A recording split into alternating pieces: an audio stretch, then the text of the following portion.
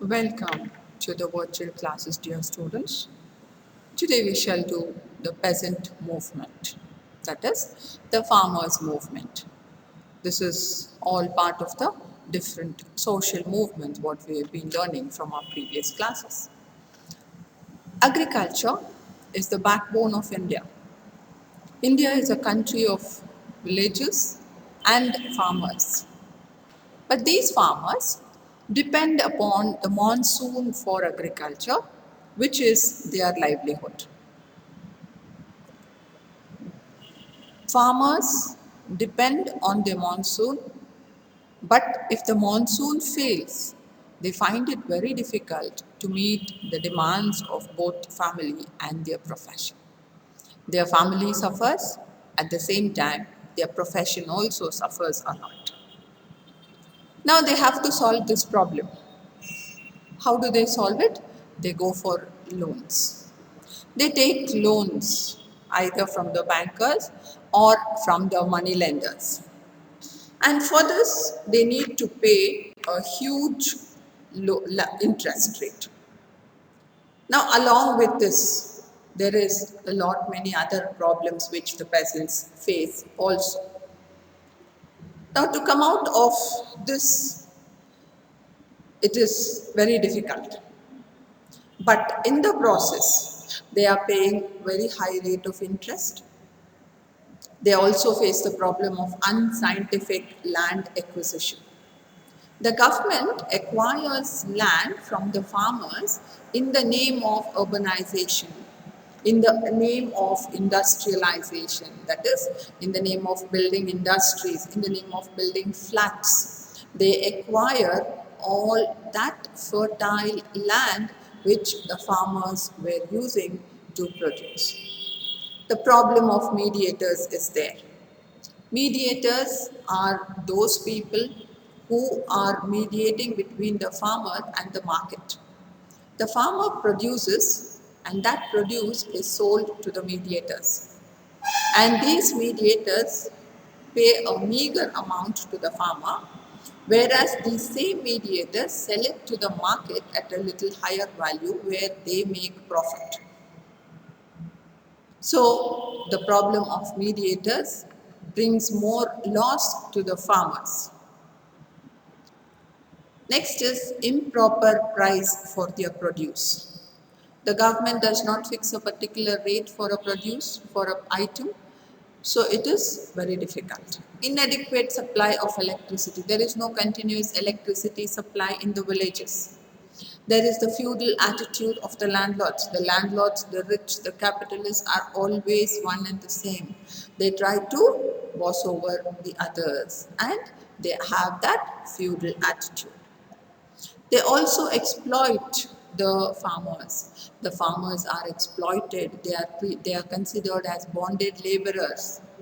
The landlords keep the papers of the farmers with them and exploit them till the end, and the farmer is supposed to work in his own land as a bonded laborer. Now all this has created awareness among the farmers. They have been facing such problems for quite some time. Now they have been realizing what is their plight, and they decide that they have to protest and they have to agitate. Some leaders have come to the forefront and they have brought in a lot of changes which the government incorporated after the peasant movement, which were led by the few whom I mentioned here. Chaudhry Charan Singh, who was the former Prime Minister of India. Shri Sharad Joshi Shetkari movement in Maharashtra. Ahindra Singh Tikayat of the Bharatiya Kisan Union. Narayana Swami Naidu of Tamil Nadu. Members of the Karnataka Rajya Raita Sangha, Professor N.D. Nanjundaswamy, N.D. Sundaresh, A. Somalingaya and Seshareddy are few of those people who have led the peasant movement. We know that farmers are the backbone of our country. The government also knows it. Now we have to make provisions for them so that the farmers do not have any problems. But here, for the peasant movement to start, we have a few causes. One is the feeling of deprivation. Second, negligence of farmers' problem. Third, unbearable debts. Natural calamity. Next, unscientific land acquisition. And the last one is the support price. Now let us take each one as it comes. The feeling of deprivation. Many of the facilities are deprived to the farmers compared to the industries. There is shortage of good quality seeds. There is shortage of good fertilizers, no good pesticides, no price support, no waiving of loans, no subsidies for agricultural implements. There is no insurance provision for any of the farmers. Hence, the farmers have united and they have come together so that they can agitate. Negligence of the farmer's problem. Negligence of the farmer's problem. Farmers have been deprived of this even before independence and after independence. In fact, it is the Britishers or the British government who neglected the farming sector. There was this blue crop, which is also known as the indigo crop. This was banned completely and the farmers' lands were acquired. This is called as the Indigo Revolt also. In the year 1977, a Frenchman introduced the indigo plants to the Indians. At that time, the Nawabs of Bengal were under British power. So indigo or the blue planting became commercially profitable.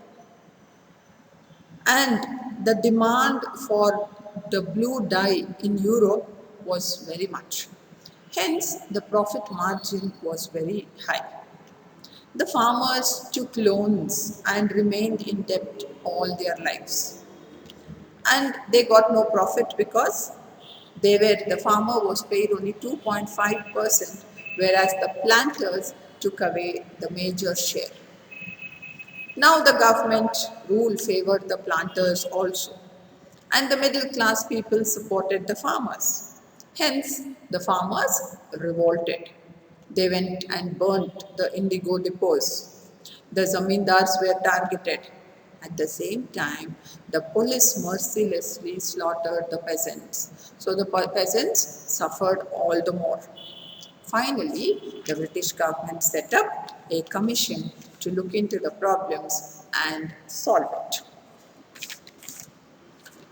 At the same time, there was another example, the Keda movement. This is one of the movement of the Satyagraha. In fact, Gandhiji organized a Satyagraha movement and called it as the Keda movement. It was a major revolt in the Indian independence movement. Keda district exists in Gujarat and during the period of the British Raj. The Britishers increased the taxes of the Keda region by 23% while it was hit by the Chapania famine and others, leading to cholera and plague. During a period when there is a famine, when there is cholera, plague, all the people are suffering, the British government increased the taxes for this Keda region by 23%.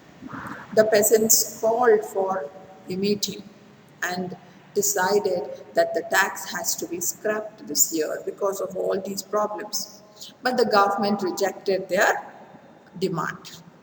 And the government warned that if the peasants did not pay the land and property would be confiscated. That is, if the farmers do not pay the taxes, the peasants' land and their property will be confiscated and many will be arrested. And that it was during that time that all the people, most of the people were being arrested also. Unbearable debts. People had to invest to grow the produce in their lands. So they had to buy implements, seeds, fertilizers, etc. And for that, they had to borrow from the banker or from a money lender. And the farmers borrowed. But for whatever reasons, they could not repay it back. They could not repay it back. And this became too much. It became unbearable. When it became unbearable, some of the farmers even went to the extent of committing suicide. So this is unbearable debts. Next is natural calamity. Farmers depend on the monsoons, which is irregular, which is uncertain. Hence, it is popularly known as the Indian agriculture is playing gamble with the monsoons. Due to this uncertainty, there are floods, famine, diseases to the crops. There is soil erosion taking place, which again leads to infertility of the soil. This leads the farmers to commit suicide and they go in for agitation. So these natural calamities are a big problem which the people are facing. Next, unscientific land acquisition. Land acquisition is the power of the center or the state government in India to acquire private land for the purpose of industrialization and development. In the name of urbanization and industrialization, the governments are acquiring cultivable lands, fertile lands of the farmers, and many times proper compensation is not given to them. They are not even provided an alternate land also. As a result, the farmers become landless and unemployed. The ruling class and the business class have close contact for such developments and they get favors. But finally, the farmers are the victims at this juncture. Now, I'll give you a small example of unscientific land acquisition, how it happens.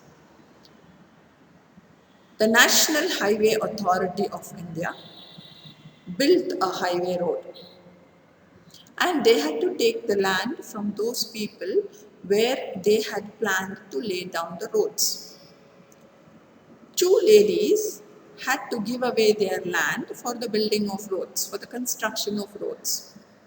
So when the deal was done, the government spoke to the ladies or the women and they were told that they will be given at a rate of 2,400.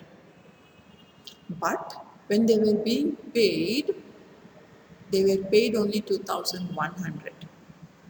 Now, for the balance, they went to court and filed another case. Now, this sort of injustice or this sort of things, if it continues to happen, then the farmer is not safe at all. The last cause is the support price. The farmer's condition is very pathetic. When there are no adequate price for their produces, or when the price drops in the market, the government fails to hold the hands of the farmers. In fact, the government should support the farmers and fix a support price, or at least make an alternate arrangement. But the government failed in this. Hence, the farmers had to agitate. The after effects of the causes of the farmers' movement is the political implications. The government decides to reduce the problems of the farmers. Hence, the government takes up few measures. First is agricultural loans. National Crop Insurance Program is started. National Agricultural Insurance Schemes, Weather-Based Crop Insurance Scheme, Primary Land Development Banks. So all these have been given the provisions to give loans to the agricultural sector, to the farmers at a lesser rate of interest and other benefits. Then the second one is the National Agricultural Scheme. For the agricultural improvements, National Development Council comes into existence. This National Development Council makes enormous arrangements in the year 2007, and the National Agricultural Scheme was implemented with a view to enhance the 4% in agricultural production. Now this National Development Council comes into existence only to see to it that the complete agricultural produce is increased by 4%. The main objective of this plan is to determine agricultural policy of all the states and provide essential facilities. Third, waiving of debt. The farmers cannot clear their debts as they have not yet got the yield. For not getting the yield, the reasons may be many. There must have been a famine, there must have been a flood, or there must have been a natural calamity, or people in the same family, somebody would have committed suicide, whatever the reason. Now, to uplift them from the debts, from the loans, the government have taken certain necessary measures to waive off the debts. And this reduced the suicide and the death rate of the farmers. When the government waived off the debts, now say for example, a farmer has taken about 1 lakh loan. He has not received so much of money back, hence he is not in a position to manage his family nor his profession, so he goes and commits suicide. But when the government has come into the sector and showed the way by waiving off the debts, that is, in further loan whatever is there, the farmer need not pay back to the banks. At this time, at this point of time, the suicide and the death rate of the farmers reduced. Fourth, establishment of Peasant License Center to protect the farmers from low quality seeds, fertilizers, and protect crops from diseases. The Peasant License Centers are opened to provide necessary implements and information related at the Hobley level, which means to say, to protect the farmers from low quality seeds or fertilizers or protect the crops from diseases, etc.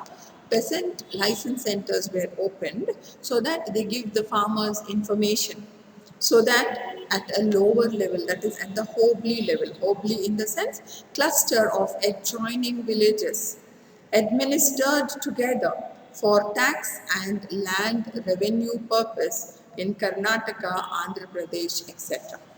For example, many Hobleys together becomes a taluk. Veterinary services.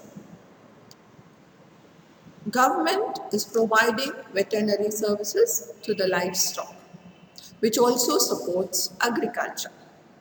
Livestock meaning poultry, fish, goats, cows, etc. A farmer is encouraged to take care of the poultry, fisheries, goats, etc. because it also supports the agriculture. It encourages the allied sectors like dairying, Savayava Krishi, organic agriculture. When there is livestock, the dairy products, the allied sectors like organic agriculture, Savayava Krishi improves, develops. Because in the organic agriculture, except for cow dung, nothing else is used. No chemicals, no fertilizers are used. So, like this, veterinary services helps the farmer in developing his profession. Next, Land Reforms Act. In 1974, Sri Devraj Aras, the then Chief Minister of Karnataka, implemented the National Land Reforms Act. In the Land Reforms Act 2013, more compensation was provided to the landowners.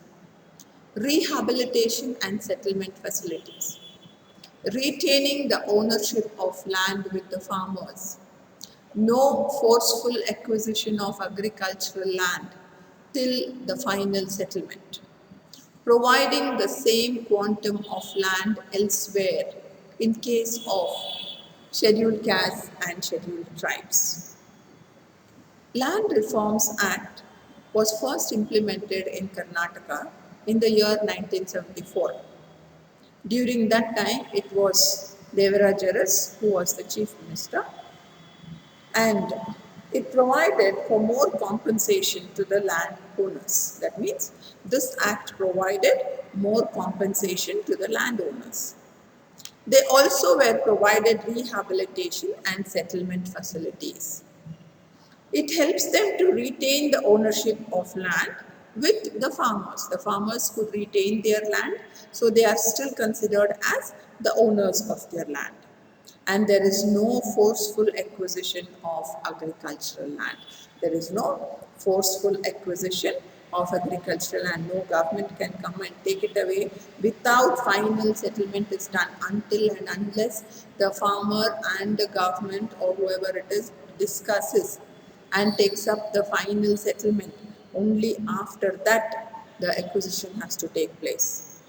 And the government also provided the same quantum of land elsewhere in case of scheduled castes and scheduled tribes. Now here we see that the farmers are the backbone of our country, but they have been suffering so much that they feel that they are deprived of most of the things. They feel deprived.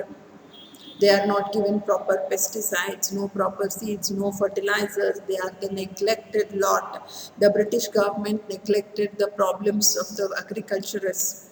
They were in full, complete debts. They have borrowed a lot of loans which they cannot able to pay back. There are so many other natural calamities. India is considered as the Indian agriculture is playing gamble with the monsoons. This is happening because of the famine, diseases in the crops, floods, soil erosion, etc. And the people realize, the farmers realize it late, and they start agitations. Then there is the problem of the unscientific land acquisition which the government is doing, taking away the fertile land from the farmer and giving it to the industries in the name of urbanization. Then there is no fixed support price, because there is no fixed support price. The farmers are at a loss. At this time, if the government can intervene and fix a support price for the farmer, it will be very good. Now the government realizes that it has to do something, because the agitations were taking place in different parts of India and different people were leading it. So they started with different agricultural loans like the NCIP, NAIS, and the weather-based crop insurance schemes were started. Then they started the National Development Council, which had a goal of enhancing the agricultural production by 4%. Then they took the best decision was waiving of debt by the banks. which helped the farmers a lot. And because of this one law, waiving of debts, the farmers' suicide rate and death rate had come down very drastically. Then the peasant license center came in, and this license center used to help the people at a lower level, at the Hobley level, to how to protect their crops, how to use good fertilizers, how to improve on the quality of seeds, etc. Then there were the veterinary services. The government provided veterinary services to the livestock, which also supported the agriculture, because livestock is partnered with the agricultural sector, because this encourages dairying, organic agriculture, etc. The government started to provide drugs and vaccination to these animals. Artificial insemination was taking place. Treatment for diseased animals was done. In fact, they all this avoided the outbreak of diseases amongst the animals. Now, in the year 2015, when a survey was being done, there were 67,200 vets, that is, veterinary doctors. Then there came in the Land Reforms Act, which came into existence for the first time in Karnataka by Deviraj Aras, who was the then Chief Minister of Karnataka.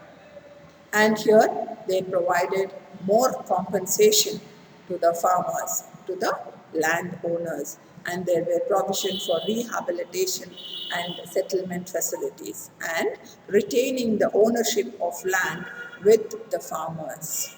And there was in this act also added the same quantum of land should be given elsewhere in case of scheduled caste as well as the scheduled tribes. Thank you.